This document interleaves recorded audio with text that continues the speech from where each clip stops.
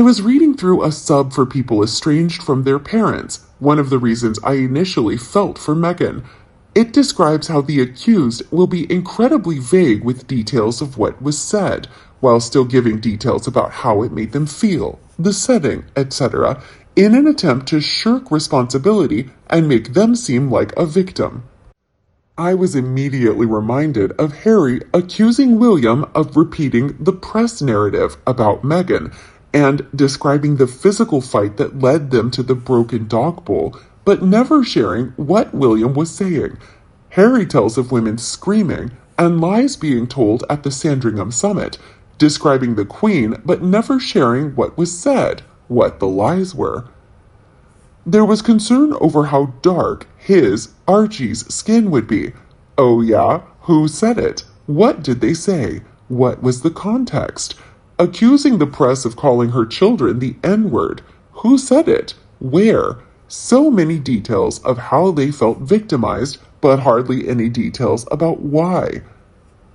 Dog Bowl Gate is such a great example of missing reasons.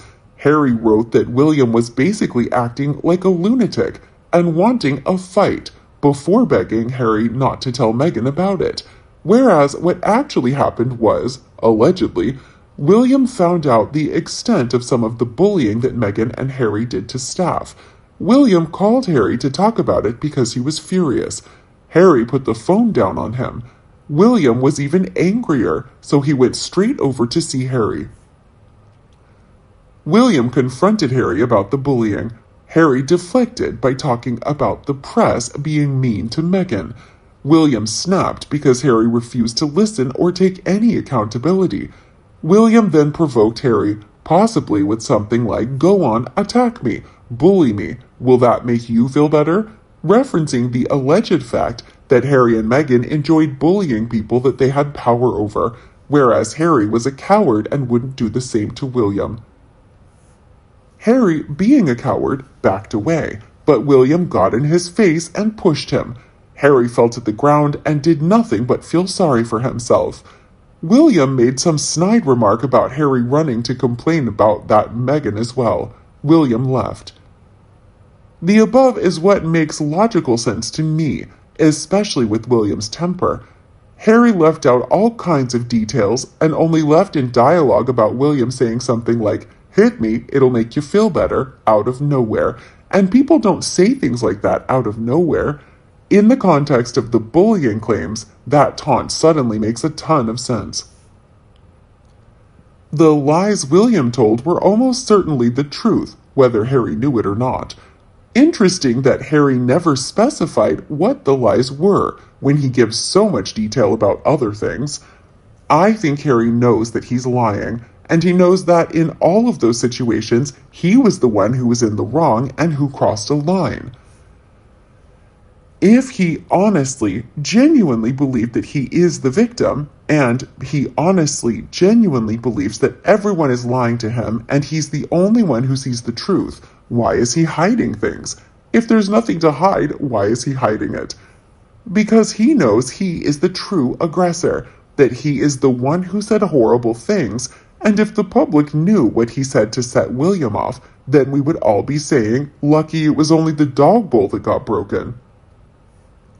From another angle, an insider predicted, "I think it's more likely that Harry went at William, and William pushed him back, resulting in Harry falling and breaking the dog bowl. I'm not sure William was the one who said 'hit me.' It sounds more like Harry taunted his brother. 'You call me a bully? Then what are you?' Here you're in my house yelling and looking like to hit me. You're the bully. You want to hit me, don't you, Mr. Future King? Go ahead and hit me."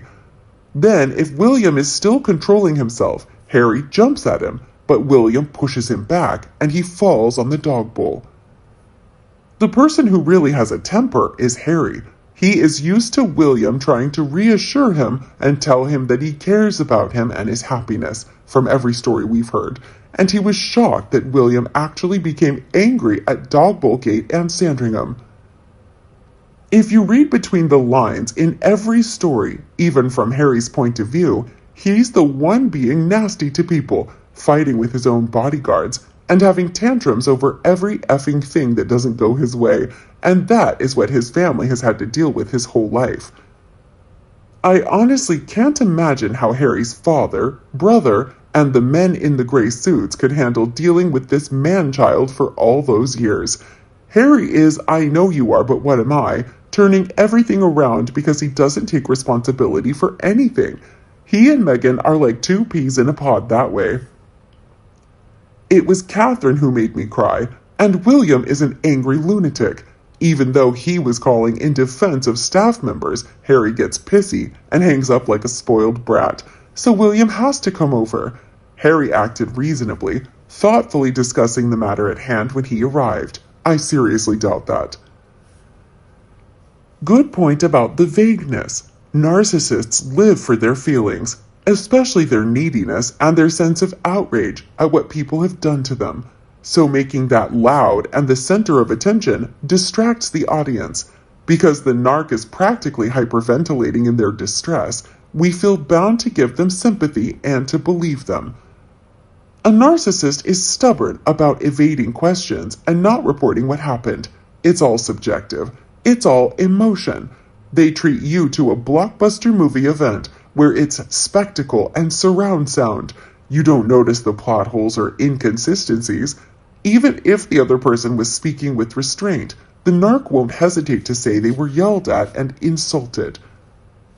One commenter said, "This is such a good point, and one of my biggest irritations with Sussex. For all their drama, tears, accusations, and victimhood, nobody can actually repeat anything concrete that happened to create all of it. It's all very vague, full of blanket accusations and buzzwords for their little cult to parrot back. Their fans claim that they're the victims, yet they are the ones who won't leave the royal family alone, to the point they've resorted to publicly threatening them repeatedly, the Cut interview and the Telegraph interview, to force them to engage with them. No victim behaves this way. They're usually glad to get away from their abuser and try to avoid them as much as humanly possible." What do you think of Harry's vague arguments in his descriptions of William? Let us know your thoughts below in the comment section. We hope you found this video helpful. Don't forget to leave a like, share, and subscribe.